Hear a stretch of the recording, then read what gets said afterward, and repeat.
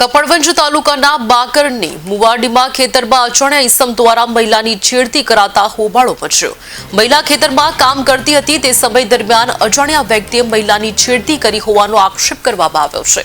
ગ્રામજનોએ અજાણ્યા ઈસમને પકડીને મેથી પાક ચખાડ્યો હતો। કપડવંજ રૂરલ પોલીસે ઘટના સ્થળે પહોંચી વધુ તપાસ હાથ ધરી છે। શું નામ બેન તમારું? શહેનાજ બાનુ। શું ઘટના બની હતી બેન? હું ખેતરમાં 4 વાળવા આવેલી તો હું દાંતેડા ઓરડીમાં મૂકવા જતી તો મને પાછળથી આવીને પકડી લીધી ને મને પાડી દીધી ને મેં બૂમ પાડી। ખેતરવાળા બધા આજુબાજુવાળા આવી ગયા, મારી ઇજ્જત લૂંટવાની કોશિશ કરી તો બધાએ મને છોડાવીને મારા કપડાં ફાડી નાખ્યા।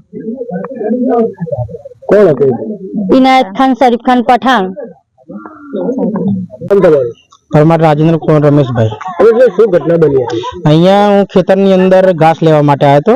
અમારું જોડે જ ખેતર છે। ત્યાંથી અહીંથી ચીસો થઈ તો હું ત્યાંથી આવ્યો બાઇક લઈને તો અહીંયા જોઈ તો કોઈ અજાણ્યા વ્યક્તિ એને છેડતી કરતો હતો